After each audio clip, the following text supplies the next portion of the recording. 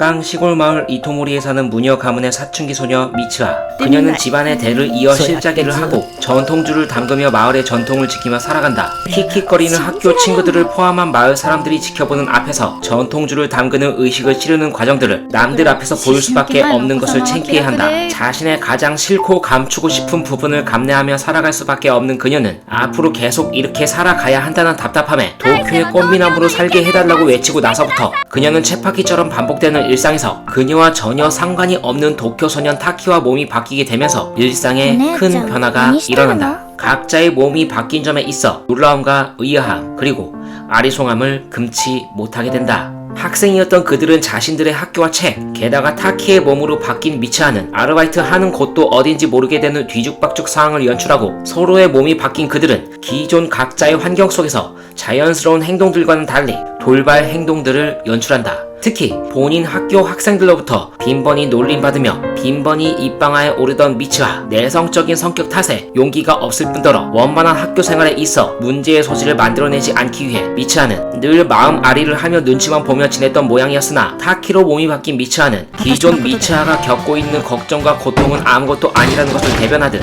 터프하고 거침없는 모습을 보이자 되려 상황이 역전됨과 더불어 그러한 미츠아의 모습을 보고 반하여 미츠아를 따르는 사생팬도 생겨나고 이성으로부터 고백을 받는 경험도 하게 된다. 타키의 삶으로 찾아온 미츠아는 지긋지긋한 시골 생활과 또 다른 일상에서 벗어나 지금껏 느끼지 못한 자유를 얻은 듯 하다. 가장 가고 싶었던 도쿄와 시골 마을에서 단 한 번도 경험할 수 없었던 커피숍 경험, 아르바이트와는 전혀 거리가 멀었던 그녀는 어리버리하며 해당 알바 장소에서 팀장 역할을 하던 타키의 짝사랑 오쿠데라 선배에게 다가가게 되고 타키의 색다른 면과 세심한 배려 덕분에 오쿠데라 선배는 타키에게 관심을 기울이게 된다.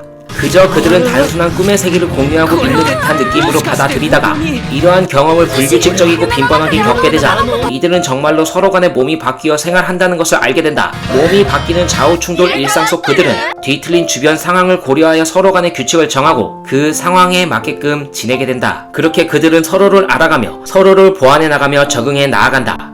그리고 그렇게 그들은 어느덧 자신들도 모르게 이러한 시간 속에서 자연스레 서로에게 다가가 마음의 문을 두드리는 듯 하다. 몸이 뒤바뀌는 일이 없던 어느 날 아침에 눈을 뜬 미츠아는 오쿠데라 선배와 데이트 중인 타키 생각에 갑자기 눈물을 쏟아내며 생각한다. 이것은 타키에게 자신도 모르게 어느덧 성큼 다가갔다는 것을 의미한다 볼 수 있다. 타키라는 사람을 이제는 누구보다도 잘 알고 있었기에 타키의 옆에 자신이 없다는 것에 있어 마음속 공허함, 상실감 등을 느끼는 듯 하다. 타키 역시 아침에 눈을 떴을 때 원인 모를 눈물을 지우고 다급히 데이트 자리에 간다. 그러나 타키의 마음 어느 한켠에 어느 누군가 자리하고 있다는 것이 선배의 마음에 넌지시 보였기 때문에 데이트는 별다른 진척 없이 마무리가 된다. 한편 평소와 달리 타키를 향한 감정이 격양된 미츠아는 서로 간에 쌓아온 남다른 감정의 끈을 유지했을 거라 생각했던 점과 나에게 들어온 사람은 너였으며 너에게 들어간 사람은 나였기에 그리고 누구보다 나를 잘 이해하고 있을 너일 것이기에 진정한 자신의 모습으로 고백을 하기 위해 그녀는 도쿄로 떠난다. 도쿄에 도착한 그녀는 확실한 만남을 위해 타키에게 전화통화를 시도하나 연결은 되지 않자 만남에 대한 체념 그리고 확신이 교체하던 중 그 넓은 도쿄의 어느 전철 안에서 타키와 마주하게 되지만 그는 미츠아를 전혀 알아보지 못한다. 타키의 물음에 그녀는 자신의 이름을 외치며 타키를 향한 자신의 모든 감정이 담겨있다 볼 수 있는 머리끈을 풀어서 그에게 건넨다. 진실된 모습으로 너의 앞에서 내 마음을 보여주고 싶었음을 그리고 단 한 번도 만나지 못했던 너라는 사람을 내가 사랑했다는 점을 잊지 말아달라는 의미를 함께 부여한 채 말이다. 이후 시련의 아픔에 머리를 자른 미츠아는 마음을 다잡기 위해 밤 하늘을 밝게 비추는 마을 축제를 친구들과 즐기기로 한다. 그러나 밤 하늘을 수놓은 듯 빛나고 슬프도록 아름답게 갈라져 마을로 떨어지는 혜성과 운석들의 모습은 사람들의 기쁨과 미츠아의 아련한 감성을 질투라도 하는 듯 마을의 생명을 송두리째 앗아간다.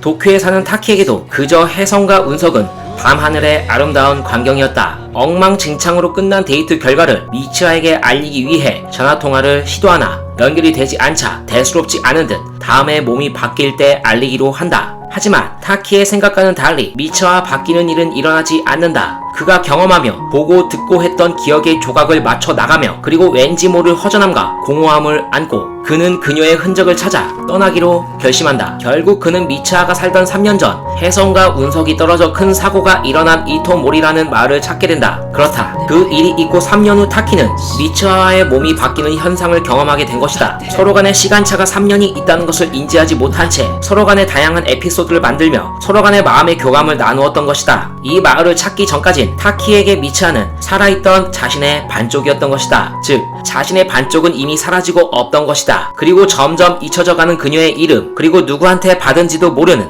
머리끈. 하지만 머리끈, 그것이 시간의 흐름 그 자체, 꼬이고 엉키고 돌아오고 이어지는 그것이 시간이라는 것, 그것만큼은 잊지 않았다. 일전에 타키는 생각하게 된다. 미츠하의 몸으로 바뀌었을 적의 기억을 더듬어 미츠하의 반쪽이었던 복납으로 바친 사케를 찾아 마시게 된다.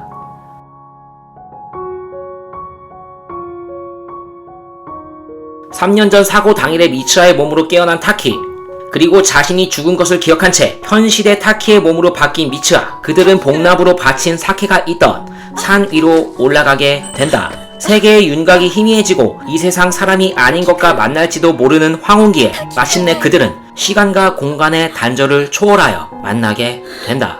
서로를 만지며 서로에게 그동안 간절했던 감정들을 전달하게 되는 그들, 각자 해야 될 일들을 알려주며 잠에서 깨어나도 소중한 사람, 잊지 않고 싶은 사람, 그리고 잊으면 안 되는 사랑이 되기 위해 서로의 손바닥에 이름을 써주려는 찰나에 황혼기의 끝이 가까스로 맺어진 인연의 끈을 다시 단절시킨다. 그 후로 8년이 지났지만 그들의 평범한 일상 속에서 누군가를 찾고 계속 신경 쓰게 된다. 내가 기억하고 싶은 사람, 내가 잊지 않고 싶은 사람 누구였을까? 이후 만나게 될 새로운 세상과 희망을 암시하듯 서로가 엇비슷하게 교차하던 어느 날 그들은 다시 만난다.